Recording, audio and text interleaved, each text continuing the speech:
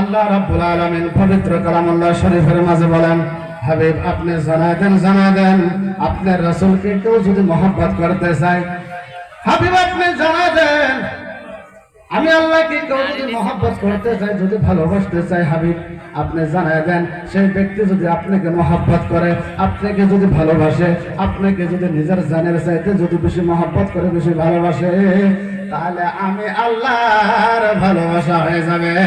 জোরে কোন সুবহানাল্লাহ। আল্লাহর নবী রাহমাতুল লিল আলামিন বলেন, লা ইউমিনু আহাদুকুম হাত্তা আকুনা আহাব্বা ইলাইহি মিন ওয়ালিদিহি ওয়া ওয়ালাদিহি ওয়ান নাসি আজমাইন। সুবহানাল্লাহ। আর জোরে বল মারহাবা। আমার দয়ার নবী রাহমাতুল লিল আলামিন বলেন, যতক্ষণ পর্যন্ত, যত সময় পর্যন্ত তোমার আত্মীয় স্বজনের চাইতে, তোমার ছেলেমেয়ের চাইতে, নিজের জানের চাইতে যত সময় পর্যন্ত আমি নবীকে মহব্বত না করতে পারবা, ততক্ষণ পর্যন্ত তোমরা কামিল ঈমানওয়ালা মুমিন ঈমানদার হতে পারবে না। সুবহানাল্লাহ। আমার বাবারা রে, আমার বাইরা রে, আমি অল্প সময়ের ভিতরে বিদায় হয়ে যাবো বাবা। আমার বাবারা রে, বাজানো সাহাবীরা নবীকে কেমন মহব্বত করেছেন, আল্লাহর নবীর সাহাবীরা নবীকে কেমন মহব্বত করেছেন বাজানো। আমার মায়ার নবী রাহমাতুল লিল আলামিন বললেন, আমার মায়ার নবী রাহমাতুল লিল আলামিন বললেন, জাফর রে তুমি বাড়িতে চলে যাও, তোমাকে জিহাদের ময়দানে যেতে হবে, তুমি 2 নম্বরের ভিতরে শহীদ হইবা।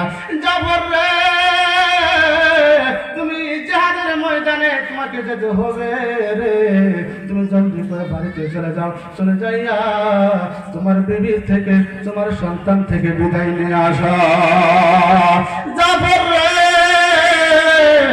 তুমি কিন্তু বাড়িতে যা বেশি সময় দেরি করবা না, অল্প সময়ের ভিতরে তুমি বাড়ি থেকে বিদায় নিয়ে আসবে। সুবহানাল্লাহ। হযরত জাফর রাদিয়াল্লাহু তাআলা আনহু বাড়িতে চলে গেলেন। যাওয়ার পর হযরত জাফর বিবিকে বললেন, বিবি রে আল্লাহর নবী রাহমাতুল লিল আলামিন বলেছেন আমি নাকি জিহাদের ময়দানে শহীদ হয়ে যাব। আমার আগেও একজন রয়েছেন, আমার পরেও একজন রয়েছেন, আমি হইলাম 2 নম্বর শহীদা। বিবি রে, আমার মনের ভিতরে বড় তামান্না ছিল রে, মনের ভিতরে বড় আশা ছিল, আমি নবীর হুকুম মোতাবেক, নবীর হুকুম পাইয়া আমি জিহাদের ময়দানে আমার জানটা দিয়ে দিব রে বিবি। মনের ভিতরে আশা ছিল রে বিবি, আজকে আমার আশা পুরা হয়ে যাইবে রে। সুবহানাল্লাহ, সুবহানাল্লাহ। হযরত জাফর রাদিয়াল্লাহু তাআলা আনহু বিবিকে বললেন, বিবি রে আমাকে জলদি করে বিদায় দাও, আমি এখানে আর থাকবো না, আমার সন্তানরে ডাকো, আমি এখনই বিদায় হয়ে যাব। বিবি রে তুমি আমারে জিন্দেগির মতন দেখা নাও, তুমি আমারে আর দেখতে পারবা না। আজকে জিহাদের ময়দান থেকে আমি আর ফিরবো না। আমি অনেক জিহাদের ময়দানে গিয়েছি, আমি গাজী হয়ে বাড়িতে ফিরছি, আমি কিন্তু আর ফিরবো না। হযরত জাফরের বিবি বললেন, স্বামী গো আপনি যতই জিহাদের ময়দানে গিয়েছেন সকল জিহাদের জন্য আপনার স্বামী দোয়া করেছেন, আমি আমিন বলেছি। স্বামী গো আজকে আমি বিবি দোয়া করব, আর আপনি জাফর আমিন বলবেন। জোরে কোন সুবহানাল্লাহ, আর জোরে কোন সুবহানাল্লাহ।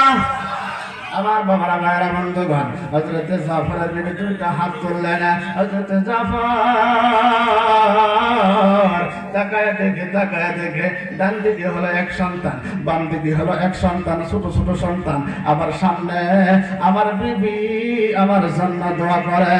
হযরত জাফর আল্লাহর কাছে বলে, আল্লাহ ও দয়ার আল্লাহ, আমার খুশি খুশি বাচ্চাগুলো আজকে আমার সঙ্গে হাত তুলেছে, আমার সঙ্গে হাত তুলেছে। আমি জিহাদের ময়দানে যখন শহীদ হয়ে যাব, আমি জিহাদের ময়দানে যখন শহীদ হয়ে যাব রে, আমি যখন জিহাদের ময়দানে শহীদ হয়ে যাব, আমার সন্তানেরা কুচি কুচি নান্নি নান্নি হাতগুলো তুলবে। আমি জাফর বাস্তবে হাতে জিন্দেগিতে দেখতে পারবো না। আল্লাহ,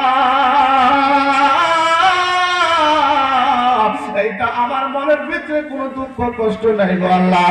আমি কি তোমার মদিনাওয়ালা নবীরে খুশি করতে পারবো না?